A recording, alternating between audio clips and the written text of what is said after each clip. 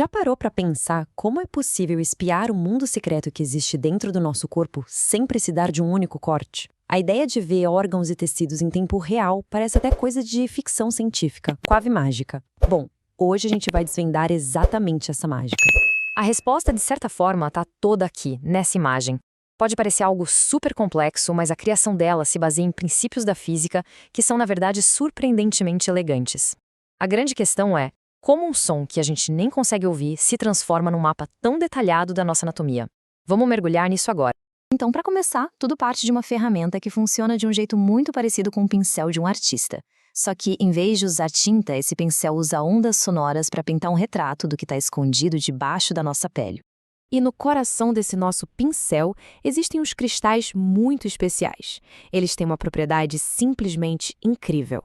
Se a gente aplica eletricidade neles, eles vibram e criam uma onda sonora. E o contrário também acontece. Se uma onda sonora atinge esses cristais, eles geram eletricidade.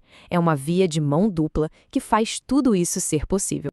O ponto crucial aqui é entender que o transdutor, essa peça, é, ao mesmo tempo, um alto-falante e um microfone super sensível. E o mais fascinante é que ele passa a maior parte do tempo só ouvindo. Pensa bem, ele gasta menos de 1% do tempo falando, enviando os pulsos. E mais de 99% do tempo, ele está ouvindo pacientemente os ecos. A imagem não é criada pelo som que ele envia, mas sim pelos ecos que ele escuta. E olha que interessante como a forma da ferramenta define a forma da imagem. Um transdutor curvo nos dá essa visão mais aberta, em formato de leque, que é perfeita para a gente conseguir ver órgãos grandes, como o fígado. Por outro lado, um transdutor linear, retinho, produz uma imagem retangular de altíssima resolução, que é ideal para ver os detalhes de estruturas mais superficiais, tipo os vasos sanguíneos. A forma realmente segue a função, perfeitamente. Certo.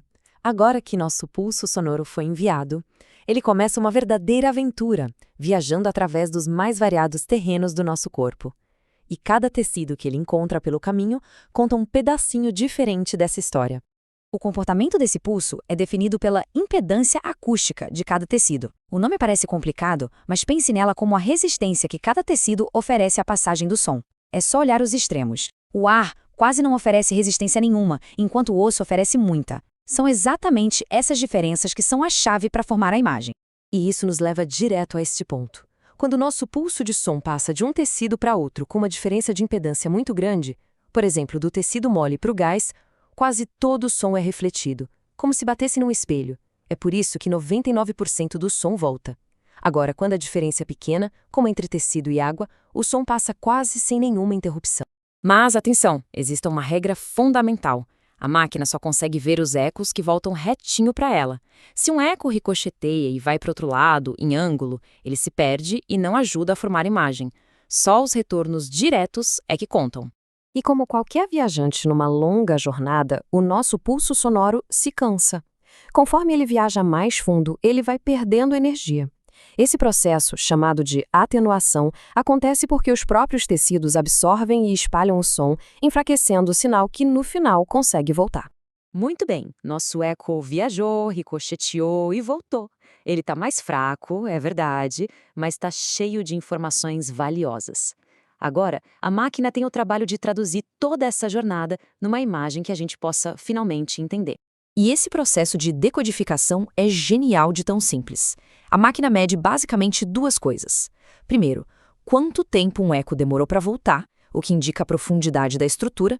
Segundo, qual a força desse eco, que vai determinar o brilho daquele ponto na tela. É isso. E é assim que a gente chega na escala de brilho ou ecogenicidade. Estruturas que refletem muito som, como os ossos, aparecem bem brancas, bem brilhantes. Já as estruturas que não refletem quase nada, como a bile ou outros fluidos, aparecem pretas. Todo o resto fica ali, no meio, em vários tons de cinza. Para ajustar essa imagem, quem opera o aparelho usa um controle chamado ganho. E essa analogia aqui é simplesmente perfeita. O ganho amplifica os ecos que retornam. É preciso achar o equilíbrio ideal, o ponto certo, para que todos os detalhes fiquem visíveis, sem estourar a imagem com brilho demais. Mas e quando a máquina se engana? Pois é, às vezes a física do nosso corpo é tão complexa que acaba criando ilusões na imagem. São os fantasmas na máquina, que a gente chama de artefatos. E eles não são erros, mas sim subprodutos fascinantes da física. Entender como eles surgem é crucial para um diagnóstico preciso. Para a gente entender esses artefatos, primeiro a gente precisa conhecer as regras básicas que a máquina de ultrassom assume como verdades absolutas. Ela acredita que o som sempre se comporta de um jeito muito previsível e certinho. E aqui que está o pulo do gato. Os artefatos aparecem quando a realidade complexa do corpo humano simplesmente quebra uma dessas regras fundamentais. A máquina interpreta os dados de forma errada porque ela está tentando aplicar suas regras simples a uma situação que é bem mais complicada. Vamos dar uma olhada no artefato de imagem em espelho. O som bate numa estrutura, mas depois atinge um refletor muito forte, como o diafragma, e só então ele volta. A máquina, que assume que o som sempre viaja em linha reta, se confunde. Como o caminho do eco foi mais longo, ela interpreta mal os dados e desenha uma imagem fantasma mais profunda do que a real, um lugar onde não existe nada. Outro exemplo é o artefato de reverberação. Aqui, o som fica quicando para frente e para trás entre dois refletores fortes. Cada vez que esse eco bate de volta no transdutor, a máquina desenha uma nova linha, criando essa aparência de escada que desce pela tela. Nesse caso, a máquina está quebrando a regra de que cada eco vem de uma única reflexão. Até agora, a gente viu estruturas paradas, estáticas. Mas o ultrassom pode fazer algo ainda mais incrível. Ele pode nos mostrar um movimento. Vamos então para a missão mais avançada do nosso pulso sonoro. O segredo para ver o movimento é um princípio que todo mundo já experimentou na vida, o efeito Doppler.